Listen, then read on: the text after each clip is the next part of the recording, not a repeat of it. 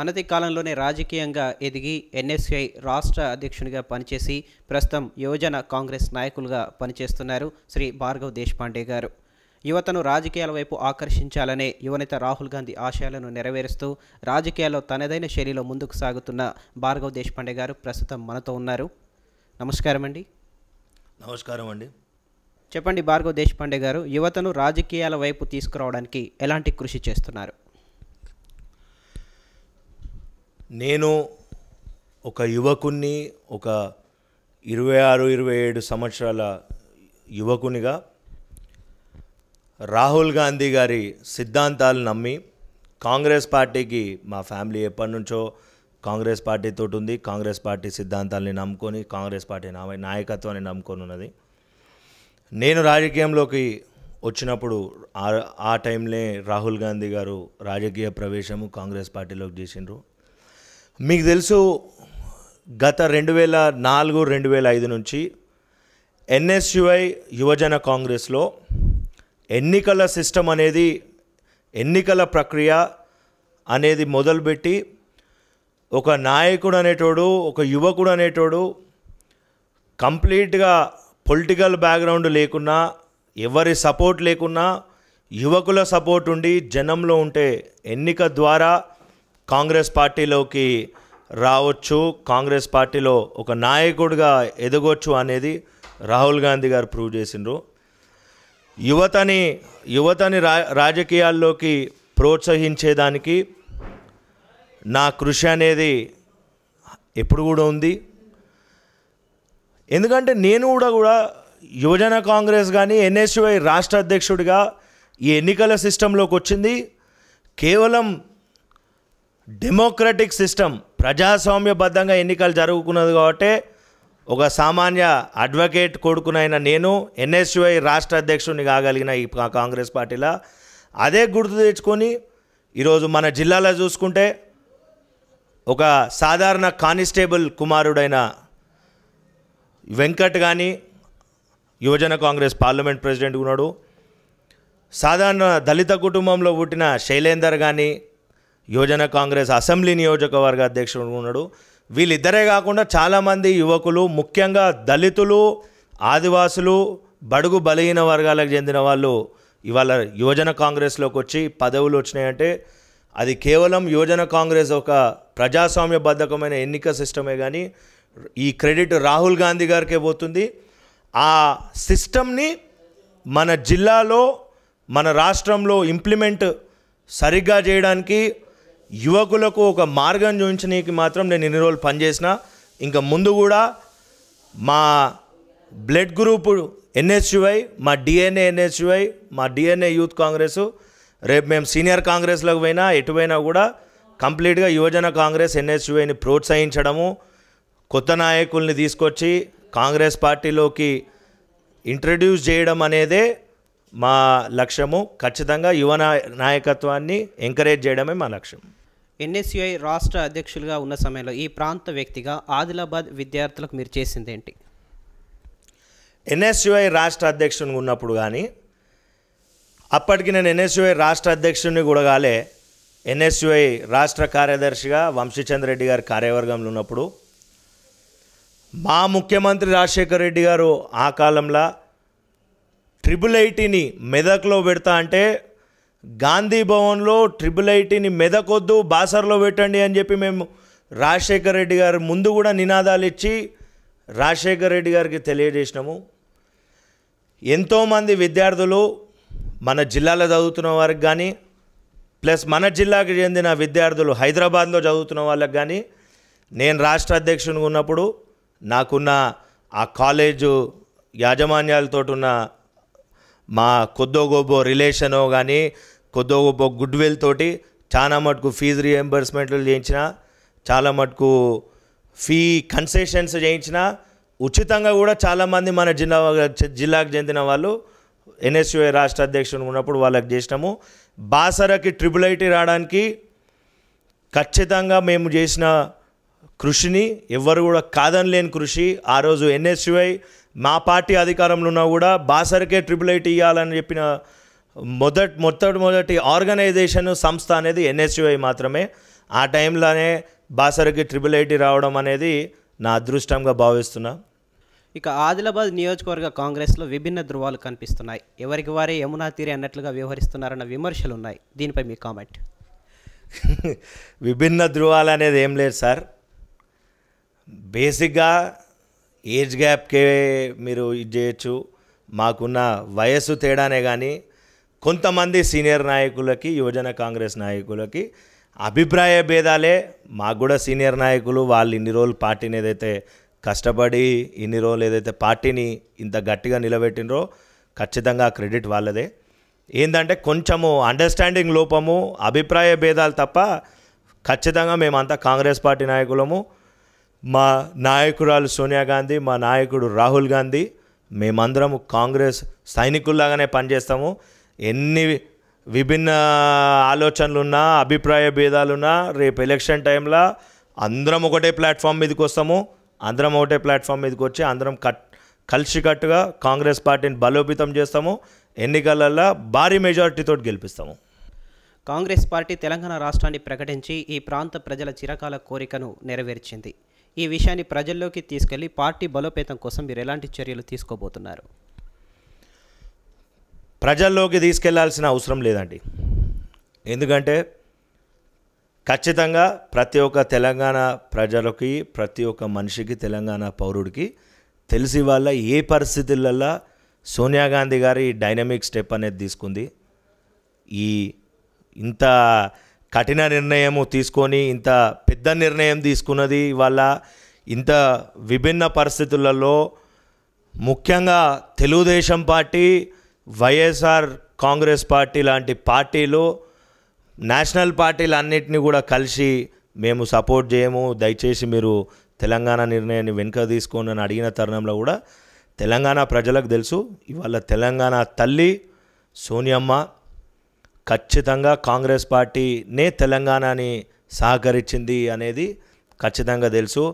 ఈ టైంలో మేము ముందుకు తీసుకుపోయే కార్యక్రమాలు అనేదానికన్నా కూడా ఇది మాకు అందరికీ ఒక పండుగ దినము, సెలబ్రేషన్ టైం. ఇది మాకు తెలంగాణ ఇచ్చింది మా పార్టీ. ఆ రోజు కూడా చెప్పినాము, తెలంగాణ ఇచ్చేది మేమే, తెచ్చేది మేమే, తేకపోతే సచ్చేది కూడా మేమే అని చెప్పినాము. ఖచ్చితంగా తెలంగాణ ఇచ్చిన క్రెడిట్ ప్రతి ఒక్కరికి తెలుసు, కేవలం కాంగ్రెస్ పార్టీదే. మా కాంగ్రెస్ మంత్రులు, ఎంపీలు, యువజన కాంగ్రెస్ ఎన్ఎస్యుఐ నాయకులు, జిల్లా కాంగ్రెస్ నాయకులు ఏ రకంగానైతే మేము పోరాటం చేసినామో మా పోరాట ఫలితంగానే ఇవాళ తెలంగాణ వచ్చింది. అండ్ ఎవరు కాదనలేని విషయం ఏంటంటే తెలంగాణ వచ్చింది ముఖ్యంగా కాంగ్రెస్ పార్టీయే, కానీ ఇచ్చింది మాత్రము క్రెడిట్ కేవలం ఎవరైతే విద్యార్థులు అమరులైనారో ఆ విద్యార్థులకే ఈ క్రెడిట్. ఆ విద్యార్థుల కుటుంబాలకి తెలంగాణ ప్రజలందరూ కూడా రుణపడి ఉండాలన్న విషయం మేము మీ ద్వారా తెలియజేస్తున్నాము. ఎన్ఎస్యుఐ రాష్ట్ర అధ్యక్షుడిగా ఉన్న సమయంలో కానివ్వండి, అంతకుముందు కానివ్వండి, ఆదిలాబాద్ పట్టణ ప్రజలకు తాగునీటిని సరఫరా మీరు చేయలేదు. ఇటీవలనే ప్రారంభించారు. దీనికి గల కారణాలు ఏమైనా ఉన్నాయా? ఎన్ఎస్యుఐ అనేది ఒక విద్యార్థి సంస్థ. ఎన్ఎస్యుఐలో ఉండి మేము విద్యార్థులకు సంబంధించిన యాక్టివిటీస్ చేస్తాము. ముఖ్యంగా ఎన్ఎస్యుఐ అనేది కాలేజ్ యూనిట్ బేస్డ్ ఆర్గనైజేషను. అప్పుడు మేము విద్యార్థులకి అభివృద్ధి కోసము, విద్యార్థులకి న్యాయం చేయడానికి, విద్యార్థుల వెన్నంటే ఉండడానికి మేము పనిచేస్తాము. ముఖ్యంగా యువజన కాంగ్రెస్ ఎన్నికలు ఎప్పుడైతేనేయో నా కోర్స్ ఆఫ్ యాక్షన్ చూస్తే ఎన్ఎస్యుఐ ఉన్నప్పుడు నేను ఖచ్చితంగా పూర్తి స్థాయిలో విద్యార్థి నాయకుడుగానే ఉంటుంది, విద్యార్థుల పక్షాన ఉంటుంది, విద్యార్థులు మాట్లాడము. యూత్ కాంగ్రెస్కి వచ్చేసరికి ఆ ఎన్ఎస్యుఐ పరిధిలో నుంచి దాటి ఇవాళ కూడా విద్యార్థుల గురించి మాట్లాడతాము. ఆ రోజు కేవలం విద్యార్థుల గురించి మాట్లాడినాము. యూత్ కాంగ్రెస్లో విద్యార్థులతో పాటు యువకులతో పాటు మహిళలు, ప్రజల గురించి మాట్లాడతాము. అండ్ నేను ఎన్ఎస్యుఐ రాష్ట్ర అధ్యక్షుడిగా స్టేట్ వైడ్ ఉన్నా, స్టేట్ ప్రెసిడెంట్గా ఉంటుంది. కానీ యువజన కాంగ్రెస్ నాయకునిగా జిల్లా నాయకునిగా ఉన్నా. సో జిల్లా నాయకునిగా ఉన్నప్పుడు జిల్లాలో ఉన్న ప్రజలు, ముఖ్యంగా నేను ఆదిలాబాద్ నియోజకవర్గానికి చెందినవాడిని కాబట్టి ఆదిలాబాద్ నియోజకవర్గంలో ఉన్న ప్రజల సమస్యలను దృష్టి పెట్టి నీటి సమస్యని మొట్టమొదటిసారిగా ఏదైతే సమస్యలు అడ్రస్ చేద్దాం అనుకున్నామో, ఖచ్చితంగా నీటిది పెద్ద సమస్య ఉందేడా, పెనుగంగా ప్రాజెక్ట్ అయ్యి ఉంటే మనకి అలా నేను ట్యాంకర్లు కాదు, ఇంకా వేరెవరు కూడా ట్యాంకర్లు పెట్టాల్సిన అవసరం లేకుంటే బోర్లు వేయాల్సిన అవసరం ఉంటుంది. అది కాలేని పరిస్థితిలో నీళ్ళ సమస్య ఉంది అని ఆలోచించి మేము ఈ యాక్టివిటీ చేసినాము, నీళ్ళది చేసినాము. దానికి ప్రజలు కూడా నాకున్న సమాచారం వరకు మంచి రెస్పాన్స్ వచ్చింది. చాలామంది నాకు కూడా రోడ్డు మీద చెప్తారు, మంచి పని చేసినావు నాయన, నీళ్ళు దాపినావు, ఎండాకాలంలో నీళ్ళ సమస్య ఉండే నీళ్ళ సమస్య. ఇప్పటికీ కూడా నా భావన ఏంటంటే పూర్తిగా మేము ఏం చేయలేకపోయినాము, కానీ ఖచ్చితంగా రాబోయే కాలంలో ఆదిలాబాద్ నియోజకవర్గం ప్రజలకి నీళ్ళ సమస్య లేకుండా మాత్రం ఖచ్చితంగా చేస్తాం. ప్రస్తుతం ఆదిలాబాద్ నియోజకవర్గంలో విస్తృతంగా పర్యటిస్తూ ప్రజలకు చేరువయ్యే ప్రయత్నం చేస్తున్నారు. దీని వెనుక రాజకీయ ఉద్దేశం ఏమైనా ఉండవచ్చా? ఇవాళ చేస్తే రాజకీయం ఉద్దేశము 2005 నుంచి అదే చేస్తున్నాము. మరీ ముఖ్యంగా 2009 నుంచి యువజన కాంగ్రెస్ ఎన్నికలు ఎప్పుడైతే అనౌన్స్ అయినాయో ఆ రోజు నుంచి అయితే నేను కంప్లీట్గా 2009 నాటికన్నా ముందు ఎన్ఎస్యుఐ రాష్ట్ర అధ్యక్షునిగా మిగతా జిల్లాలు కూడా తిరగాల్సి వచ్చింది. కానీ ఇవాళ ఆ పని లేదు నాకు. కంప్లీట్గా జిల్లాలనే తిరుగుతూ ఉన్నా, కంప్లీట్గా అసెంబ్లీలనే తిరుగుతూ ఉన్నా. కంప్లీట్గా ఇవాళ చేస్తే దాన్ని ఏదైనా పొలిటికల్ మోటో అని అనుకోవచ్చు, కానీ ఇవాళ చేసిన పని కాదు. మేము యువజన కాంగ్రెస్ ఎన్నికలు జరిగినప్పుడు ఆదిలాబాద్ నియోజకవర్గంలో సుమారు 205 బూతులు ఉంటే 195 బూతులలో యువజన కాంగ్రెస్ ఎన్నికలు జరిగింది. అందులో మేము సుమారు 138 బూతులు, సుమారు కాదు ఖచ్చితంగా 138 బూతులు యువజన కాంగ్రెస్ మెంబర్షిప్ చేసినాము. యువజన కాంగ్రెస్ ఎన్నికలు ఈ బూత్లో జరిగి యువజన కాంగ్రెస్ నాయకులు ఈ బూత్లలో యాక్టివ్గా చేస్తున్నారు. ఇవాళ యువజన కాంగ్రెస్ ఎన్నికలు అయిపోయినాయి, డీసీసీబీ ఎలక్షన్స్ వచ్చినాయి. డీసీసీబీ ఎలక్షన్లో మాజీ యువజన కాంగ్రెస్ అధ్యక్షుడైన దామోదర్ రెడ్డి గారి కోసం కూడా యాక్టివ్గా తిరిగినాం. డీసీసీబీ ఎలక్షన్స్లో ప్రతి ఒక్కరు చూసిర్రు అది యువజన కాంగ్రెస్ ఏ రకంగా పనిచేసింది అనేది. అదే కాకుండా యువజన కాంగ్రెస్ తరఫుననే కాకుండా గ్రామ పంచాయతీ ఎన్నికలు వచ్చినాయి. గ్రామ పంచాయతీ ఎన్నికలలో యువజన కాంగ్రెస్ నాయకులు ఎంతోమంది కూడా గ్రామ పంచాయతీ ఎన్నికల్లో నిల్చొని ఇవాళ సుమారు ఆదిలాబాద్ నియోజకవర్గంలో 10-12 మంది ఓన్లీ యువజన కాంగ్రెస్ బూత్ స్థాయి నాయకులు సర్పంచ్గా ఉన్నారు, సర్పంచ్గా ఉప సర్పంచ్గా. సో ఇవాళ మేము తిరిగింది కాదు, ఇది నాకు తెలిసి అయితే కంప్లీట్గా గత 3 సంవత్సరాల నుంచి పూర్తి స్థాయిలో జిల్లాల నియోజకవర్గంలో తిరుగుతూ ఉన్నాము. మా యువజన కాంగ్రెస్ తరఫున ఏవేవైతే మేము చేయగలుగుతామో, ఏమో చేసినామో అన్ని చేసినామో అని మేము చెప్తలేం, కానీ మా పరిధులు ఉన్నాయి, మా ఛాయాశక్తులలో మేము చేయగలిగినవి మాత్రం ఖచ్చితంగా చేసినాము. గతంలో మీ పైన కొన్ని వివాదాలు వినిపించినాయి, మరి ప్రస్తుతం అలాంటి వివాదాలు ఏమైనా ఉన్నాయా? కేసులు అనేది ప్రతి ఒక్కరికి తెలుసు. గతంలో కొన్ని కేసులు అయిన విషయం వాస్తవమే. కేసులు అనేది కంప్లీట్గా పొలిటికల్ మోటివేటెడ్ ఉండే. ఎవరు చేసిండ్రు, ఎందుకు చేసిండ్రు అనేది దాంట్లోకి పోతే కర్ణుడు సావుడికి 1,00,000 కారణాలు ఉన్నట్టు మాకు కూడా బొచ్చడి కారణాలు ఉన్నాయి. చాలామంది ఏవేవో చేసిర్రు, కానీ న్యాయం అనేది గుడ్డిది కాదు. న్యాయం అనేది యాక్టివ్గా చూస్తుంది, ఏది న్యాయం ఏది అన్యాయం అనేది. ఏ కేసులో కూడా ఎఫ్ఐఆర్లు అయిన విషయం వాస్తవమే, కానీ ఏ కేసులో కూడా నన్ను ఏ రోజు కూడా అరెస్ట్ చేయలే, నన్ను ఏ రోజు కూడా నేను జైలుకు పోయిన సంబంధాలు లేవు. చివరికి ఆ కేసులే తప్పు కేసులు అని కొట్టేయడం జరిగింది. పార్టీ వివాదాలు అంటారా, అవి జరుగుతూనే ఉంటాయి. కాంగ్రెస్ పార్టీలో డెమోక్రసీ ఎక్కువ, కాంగ్రెస్ పార్టీలో ప్రజాస్వామ్యం ఎక్కువ, మాట్లాడే స్వేచ్ఛ ఎక్కువ. సో కాంగ్రెస్ పార్టీలో అవన్నీ కామన్గా జరుగుతూనే ఉంటాయి. ఏమున్నా కూడా మేము అంతా కాంగ్రెస్ పార్టీ, అందరం ఒకటే నాయకులము, ఒకటే నాయకురాల కింద పనిచేసే కార్యకర్తలము. కాంగ్రెస్ పార్టీ నుంచి ఆదిలాబాద్ స్థానానికి ఎమ్మెల్యే బరిలో ఉండబోతున్నారా? పార్టీ టికెట్ కోసం ఏమైనా ప్రయత్నాలు చేస్తున్నారా? ఎమ్మెల్యే అనే దానికన్నా ముందు కూడా కాంగ్రెస్ పార్టీ ఆదిలాబాద్ నియోజకవర్గంలో నేను అబ్జర్వేషన్ చెప్తా సార్ మీకు. గత 4 ఏళ్ల నుంచి తిరుగుతున్నాము. ముఖ్యంగా ఆదిలాబాద్ నియోజకవర్గం, ఆదిలాబాద్ జిల్లాలో కాంగ్రెస్ కార్యకర్తలు అనేటానికి విలువ లేకుండా పోయింది. కాంగ్రెస్ జెండా పట్టుకొని గ్రాస్ రూట్ లెవెల్లో గ్రామ పంచాయత్ లెవెల్లల్లో ఒక విలేజ్ లెవెల్లో ఎవరైతే జెండా పట్టుకొని పనిచేస్తారో వాళ్ళకి ఇంపార్టెన్స్ మనం ఈరోజైతే కల్పిస్తామో ఆ రోజే నాకు కాదు నాలాంటి వాళ్ళు ఎవరున్నా కూడా ప్రతి ఒక్క కాంగ్రెస్ నాయకుడు మన ఎంబడున్న కార్యకర్తల్ని మన ఎంబడున్న నాయకుల్ని మనము కాపాడుకోలేని రోజు మనం ఎమ్మెల్యే కాదు మనం రాజకీయాల్లో ఉండేదానికి కూడా అర్హత లేదు మనకి. ఖచ్చితంగా నా ఇంపార్టెన్స్ కాంగ్రెస్ కార్యకర్తలు వాళ్ళ అభివృద్ధి నా ఇంపార్టెన్స్. ఖచ్చితంగా కార్యకర్త మాత్రము 100% న్యాయం జరిగేటట్టు నేను చూస్తా. ఎమ్మెల్యే అంటారా, కాంగ్రెస్ పార్టీ పెద్ద పార్టీ, సముద్రం అదొకటి. కాంగ్రెస్ పార్టీలో ఎంతోమంది నాయకులు ఉన్నారు, సీనియర్ నాయకులు ఉన్నారు, జూనియర్ నాయకులు ఉన్నారు, మహిళా నాయకులు ఉన్నారు. కాంగ్రెస్ పార్టీ అధిష్టానం చూస్తుంది ఎవరు సూటబుల్ క్యాండిడేటు, ఎవరికిస్తే కాంగ్రెస్ పార్టీ గెలుస్తుంది, ఎవరికిస్తే కాంగ్రెస్ పార్టీకి మంచి ఫలితం ఉంటుంది, ఎవరు ఒక ఎలక్షన్ ఫలితం అనే కాకుండా ఈ ఎలక్షనే కాకుండా పూర్తి స్థాయిలో రాబోయే తరంలో కూడా కాంగ్రెస్ పార్టీకి ఎవరు మంచి నాయకులు అనేది కాంగ్రెస్ పార్టీ చూసి కాంగ్రెస్ పార్టీ డిసైడ్ చేస్తుంది ఎవరనేది. ఒకవేళ కాంగ్రెస్ పార్టీ చెప్తుంది నువ్వు ఎమ్మెల్యే కంటెస్ట్ చేయని, ఖచ్చితంగా చేస్తా. లేదు నీకు వయసు ఉంది, నీకు టైం ఉంది, ఆగు అంటది, ఖచ్చితంగా ఆగుతా. కాంగ్రెస్ పార్టీ మాకు ఇంపార్టెన్స్. కాంగ్రెస్ పార్టీని వదిలిపోయేదైతే లేదు, ఆ రకమైన సమస్య అయితే లేదు. తెలంగాణ ప్రకటించిన తరుణంలో కాంగ్రెస్ పార్టీ టీఆర్ఎస్తో పొత్తు లేదా విలీనం ఖరారైన పక్షంలో ఆదిలాబాద్ స్థానం సిట్టింగ్ ఎమ్మెల్యేకు వెళ్తుందన్న ప్రచారం ఉంది. అయితే సిట్టింగ్ ఎమ్మెల్యే కనుక ఈ స్థానం వెళ్తే మీ ప్రణాళిక ఏంటి?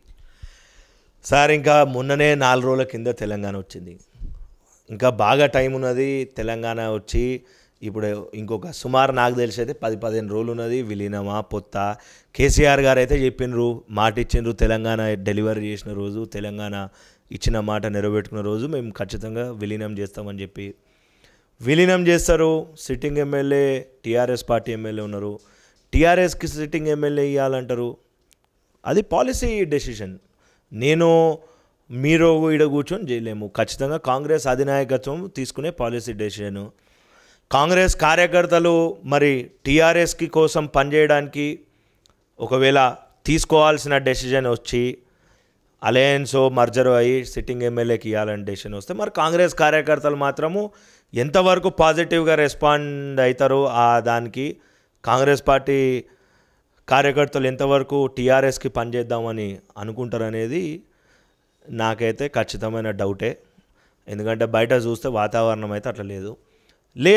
టీఆర్ఎస్ వాళ్ళది కూడా అదే పరిస్థితి ఉంది. టీఆర్ఎస్ వాళ్ళు కూడా ఎంతవరకు తెలంగాణ కోసం మేము పోరాడినాము, కాంగ్రెస్ ఇచ్చింది సరే కానీ మా టికెట్ తీసుకొని ఇది చేస్తా అంటే వాళ్ళు ఎంతవరకు కాంగ్రెస్ పార్టీ నాయకులకి సపోర్ట్ చేస్తారు అనేది డౌటే. చూద్దాం ఎట్లా అవుతుంది అనేది, సమయమే దీనికి సరైన నిర్ణయం తెలుస్తుంది మనకి. ఈ సమయంలో మనం సమన్వయం పాటించి కాంగ్రెస్ నాయకత్వానికి పనిచేయాల్సింది తప్ప మనకి ఏం లేదు అన్న విషయం. కాంగ్రెస్ పార్టీ కోసం ఆదిలాబాద్ నియోజకవర్గం కోసం మీరేం చేయబోతున్నారు? ఇంతకుముందు చెప్పినట్టు కాంగ్రెస్ పార్టీలో మన కార్యకర్తల్ని, కాంగ్రెస్ పార్టీ కార్యకర్తల్ని కాపాడుకోవాల్సిన అవసరం ఎంతో ఉంది. గతంలో ఆ పద్ధతిని కరెక్ట్గా చేయలేదు, కొద్దో గొప్ప కార్యకర్తని నెగ్లెక్ట్ చేసిర్రు అన్న విషయం అయితే వాస్తవం. నా ఆలోచన కూడా యువకులు కార్యకర్తలు వాళ్ళ చుట్టే తిరుగుతుంది. వాళ్ళకి సముచిత స్థానం పార్టీలో కల్పించినప్పుడే పార్టీకి మరియు ఆదిలాబాద్కి కూడా మంచిదని నమ్మే వ్యక్తులలో నేను ఒకరిని. నేను ఇప్పుడు యువజన కాంగ్రెస్లో ఉన్నా. నాకు తెలిసి నాకు యువజన కాంగ్రెస్కి 35 years ఏజ్ లిమిట్ ఉంటుంది. సో ఇంకొక 7 సంవత్సరాల వరకు అయితే యువజన కాంగ్రెస్లోనే ఉంటాం. యువజన కాంగ్రెస్లో ఉన్న నేను యువకుల్ని, కాంగ్రెస్ పార్టీ నాయకుల్ని, కాంగ్రెస్ పార్టీ కార్యకర్తల్ని, ముఖ్యంగా యువజన కాంగ్రెస్ కార్యకర్తల్ని ఖచ్చితంగా ముందుకు తీసుకొని పోయి వాళ్ళకి న్యాయం చేసే ఆలోచనతోనే ఉన్నా.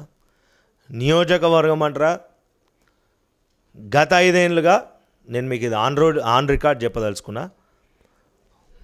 మొన్న స్పీచ్లో కూడా ఈ విషయము జోగురామన్న గారు ఒప్పుకోవడం జరిగింది. ఈ 5 ఏళ్ళు నేను పని చేయలేకపోయినా, అభివృద్ధి చేయలేకపోయినా ఈసారి గెలిపించండి, అభివృద్ధి చేస్తానని చెప్పి. సరే, ఆయన ఒప్పుకున్నాడు, అది ఆయన పెద్దతనము, అది ఆయన పెద్ద మనసు. ఒప్పుకున్నాడు, తెలంగాణ మూమెంట్లోనే ఉంటుని అభివృద్ధి చేయలేకపోయినా అని. అభివృద్ధి చేయాల్సినవి చాలా ఉన్నాయి. మీరు ఆదిలాబాద్ నుంచి బయలుదేరి బేలా పోతే ఒకసారి ఆ రోడ్డు పరిస్థితి చూడండి. ఎట్లనన్నా పోండి, మీరు బోరజ్ మీదకి వెళ్ళి పోండి, లేదు ఇట్లా సాత్నాల మీదకి వెళ్ళి పోండి. బాగా ఇవాళ కూడా పరిస్థితి ఇట్లున్నదా ఊర్లలో అని అనిపిస్తుంది మీకు. అట్లాంటివి చాలా ఉన్నాయి. మున్సిపాలిటీ టౌన్కి, మున్సిపాలిటీలకి వచ్చే పరిధిలో కూడా చాలా విషయాలు అభివృద్ధికి నోచుకోని పరిస్థితులు ఉన్నాయి. నీళ్ళ సమస్య ఉంది, తీవ్రమైన నీళ్ళ సమస్య ఉంది. అదే కాకుండా ఇవాళ నేను చెస్దేర్ ఖానాపూర్ అని ఒక గ్రామ పంచాయతీకి పోయినా. మీకు తెలిసే ఉంటుంది, ఆ గ్రామ పంచాయతీకి పోవాలంటే మన నియోజకవర్గం నుంచి బోత్ నియోజకవర్గం మీదకెళ్ళి ఖానాపూర్ నియోజకవర్గంకి తలుగుతున్న ఇంద్రవెల్లి నుంచి పోవాల్సిన సమస్య. ఆదిలాబాద్ పట్టణానికి రావాలంటే ఆ ఊరు ప్రజలు సుమారు 45 నుంచి 50 కిలోమీటర్లు ట్రావెల్ చేసి రావాల్సిన పరిస్థితి. ఆ ఊరికి ఆర్టీసీ బస్ ఫెసిలిటీ లేదు. ఆ ఊర్లో ఏ రకమైన మొబైల్ నెట్వర్క్ రాదు. 21st సెంచరీలో దేశమంతా వైర్లెస్ వైఫై ఇంటర్నెట్ ద్వారా పోతుంటే మన నియోజకవర్గంలో ఒక గ్రామంలో మొబైల్ ఇంటర్నెట్ ఫెసిలిటీ కూడా లేదు. పెద్ద పెద్ద కార్లు, ఆటోమొబైల్ ఇండస్ట్రీలో ఇంత అభివృద్ధి జరుగుతున్న ఊర్లల్లో ఉన్న తరుణంలో మన ఊరికి ఒక బస్సు కూడా పోదు. బస్సు పోవాలంటే రోడే లేదు. ఆ పరిస్థితులు ఉంది. అట్లాంటి గ్రామాలలో ఉన్న ప్రజలకి ఖచ్చితంగా 100% నేను ఎమ్మెల్యే అయినా కాకపోయినా ఎట్లున్నా కూడా ఖచ్చితంగా అట్లాంటి గ్రామాల అభివృద్ధి కోసము, ఆ గ్రామాల్లో ఉన్న ప్రజల అభివృద్ధి కోసమే 100% నేను పోరాడతాను. చివరగా చెప్పండి, ఆదిలాబాద్ ఎమ్మెల్యేగా భార్గవ్ దేశపాండేని చూడబోతున్నామా? ఎమ్మెల్యేగా అనేది నేను చెప్పలేను సార్. ఎమ్మెల్యేగా ప్రజలు నిర్ణయిస్తారు. కాంగ్రెస్ పార్టీ టికెట్ ఇస్తే, కాంగ్రెస్ పార్టీ టికెట్ మీద నేను నిల్చుంటే ఎన్నో ఇఫ్స్ అండ్ బట్స్ ఉన్నాయి. ఇలా కాంగ్రెస్ పార్టీ టికెట్ ఇవ్వాలి, టికెట్ ఇచ్చి ప్రజలలోకి పోవాలి, ప్రజలు మనల్ని ఆదరించాలి. ఎమ్మెల్యేలుగా అని నేను చెప్పలేను, కానీ ఖచ్చితంగా ఒక మంచి మనిషిగా, ఒక మంచి నాయకునిగా, యువకుల నాయకునిగా. నాకు ఆ కులం ఈ కులం లేదు సార్. నా కులం యువకులం. ఖచ్చితంగా యువకులని అడ్రస్ చేసే నాయకునిగా, ముఖ్యంగా ఒక మంచి మనిషిగా, ఒక ఇన్స్పిరేషన్గా తీసుకునే మనిషిగా మాత్రం ఖచ్చితంగా ఉంటా. నా తరఫున మాత్రము ఏ రకమైన తప్పులు, ఏ రకమైన సమస్యలు లేకుండా వీలైతే మంచి చేస్తా. లేదు మంచి చేయలేని పరిస్థితుల్లో నేను ఉన్నప్పుడు, నేను ఇంకా మంచి చేయలేను, నేను చెడే చేయగలుగుతా అన్న పరిస్థితులు ఉన్నప్పుడు మర్యాదగా తప్పుకొని నేను చేయగలిగింది ఇంతే అని చెప్పి కూర్చుంటా. అది మాత్రం మీరు ఎక్స్పెక్ట్ చేయగలుగుతారు. ఒక మంచి మనిషిగా మాత్రము ఖచ్చితంగా పేరు తెచ్చుకుంటా ప్రజలల్లో. చివరగా ఆదిలాబాద్ నియోజకవర్గ ప్రజలకు మీరు ఇచ్చే సందేశం ఏంటి? నియోజకవర్గ ప్రజలకు ముఖ్యంగా మన నియోజకవర్గంలో 20 నుంచి 39 సంవత్సరాల వయసు కలిగిన వాళ్ళు సుమారు 1,20,000 మంది ఉన్నారు. ఒకటే మీకు చెప్పదలుచుకున్నా, రాబోయే 1-2 నెలలలో ఎన్నికలు వస్తున్నాయి. ఖచ్చితంగా మీ ఓటు హక్కుని వినియోగించుకోండి. రాజీవ్ గాంధీ గారు ఆ కాలంలో ఎంతో కష్టపడి 18 సంవత్సరాలకే ఓటు హక్కు అనేది చేసిండ్రు. ఓటు హక్కుని ఖచ్చితంగా వినియోగించుకోండి. ఓటు వేయడం అనేది మన హక్కు, మన అధికారం. ఓటు కూడా మంచి నాయకులకి వేయండి. ఆ పార్టీ ఈ పార్టీ అని చూడకండి. అభివృద్ధి చేయగలిగే నాయకునికి వేయండి. అందరినీ కలుపుకొని పోయి సమిష్టి అభివృద్ధి కోసము, సామాజిక అభివృద్ధి కోసము పాటుపడే నాయకునికి వేయండి. మంచి మనుషులకి వేయండి. దయచేసి criminal background, non acceptable background ఉన్న మనుషులు ఎవరికి కూడా ఏమాకండి. ఖచ్చితంగా మంచి నాయకుని ఎన్నుకుంటేనే మన నియోజకవర్గం కానీ మన జిల్లా కానీ అభివృద్ధి చెందుతుంది. తెలంగాణ వచ్చిన తరుణంలో తెలంగాణ వచ్చింది ఒక పాట అయితే తెలంగాణని బంగారు తెలంగాణగా రూపొందించుకోవడము ఒక భాగం. ఎందుకంటే ఈ తెలంగాణ రాష్ట్రం కోసము సుమారు 1000-1200 మంది వాళ్ళ అమూల్యమైన ప్రాణాలని 35 ఏళ్ళు కూడా లేకుండా 20-25 ఏళ్ళ విద్యార్థులు అంతో జీవితం ముందుంచుకొని వాళ్ళ ప్రాణాలు ఇచ్చిండ్రు. దయచేసి వాళ్ళ సాక్రిఫైస్ని వృధా కానీయకుండా మంచి నాయకులను ఎంచుకొని మంచి నియోజకవర్గాన్ని, మంచి ఊరిని, మంచి జిల్లాని, మంచి రాష్ట్రాన్ని, బంగారు రాష్ట్రాన్ని నిర్మించుకుందాము. అభివృద్ధి చేద్దాము. అభివృద్ధి చేసి అందరికీ సమస్యలు ఏవైతున్నాయో అవి తీర్చే దిశగా పోయే నాయకుడిని ఎన్నుకోండి. మీరు వేసే ఓటే మీ ఊరు, మీ నియోజకవర్గం, మీ జిల్లా, మీ రాష్ట్రం, మీ దేశం భవిష్యత్తుని నిర్ణయిస్తుంది. కాబట్టి బటన్ ఒత్తే ముందు, స్టాంపు గుద్దే ముందు ఒకసారి ఆలోచించి ఓటేసేటోడు మంచోడేనా, పని చేస్తాడా లేదా అనేది ఆలోచించి ఓటేయదలుచుందిగా. ఎంతోమంది పార్టీలు, నాయకులు ఎన్నో ప్రబలాలకి గురి చేస్తారు. అవన్నిటికీ ఏవి లొంగకుండా మీరు మీ ఆలోచనతో ఉండి మంచి నాయకునికి, మంచి పార్టీకి ఓటేసి చేస్తే అందరికీ మంచిది. యువత తమ ఓటు హక్కును వినియోగించుకొని మంచి నాయకత్వాన్ని ఎన్నుకోవాలని భార్గవ్ దేశపాండే గారు చెప్తున్నారు. అలాగే కాంగ్రెస్లో అంతర్గత ప్రజాస్వామ్యం ఎక్కువ, ఎవరి స్వేచ్ఛ వాళ్ళకు ఉంటుంది, ఎలాంటి విభేదాలు ఉన్నా ఎన్నికల సమయంలో అంతా కలిసి ఏకతాటిపైకి వస్తామని కూడా చెప్తున్నారు.